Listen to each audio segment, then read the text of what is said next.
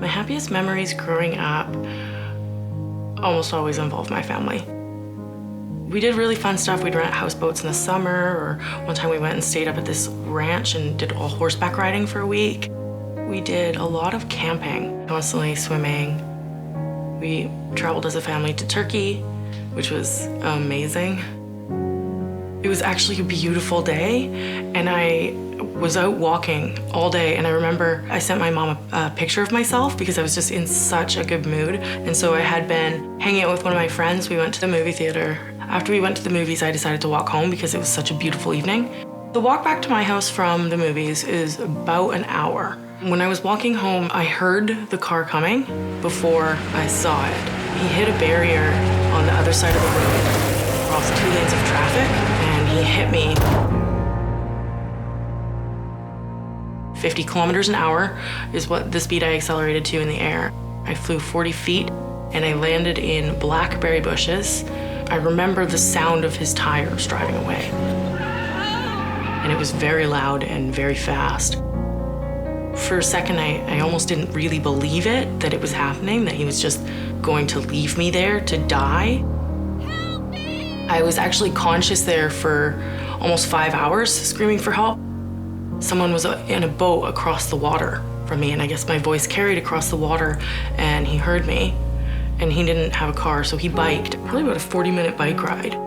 I just remember him calling to me and telling me over and over again that he called the ambulance, help was on the way. He said later that he turned the flashlight on his phone off when he got close to me because he was worried he would see me and pass out. What I have been told is that he had been hanging out with his friends and shotgunning beer, and he was 16, and all of his friends were screaming at him not to drive, and he got behind the wheel anyway. And then he left me there, of course. My ankle was broken. It was hanging out of my leg. My foot was facing the wrong way. My shin just exploded out of my leg. They had to hollow out what was left of my shin bone and feed a metal rod down through it to keep my leg the right length. My arm was almost severed. My bone came out in 2 places. It took 3 surgeries to clean all the mud out of my wounds because they got ground into my body while I was struggling. One of the hardest parts of my healing was the threat of amputation, because at first it was the muscle graft. If the muscle graft didn't take, they'd have to amputate.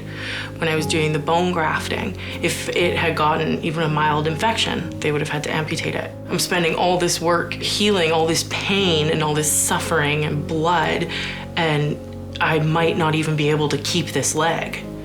It took an enormous emotional toll on me. The hardest times for me are when I'm hit in the face with things that I can't do anymore. I walked about 3 or 4 hours a day.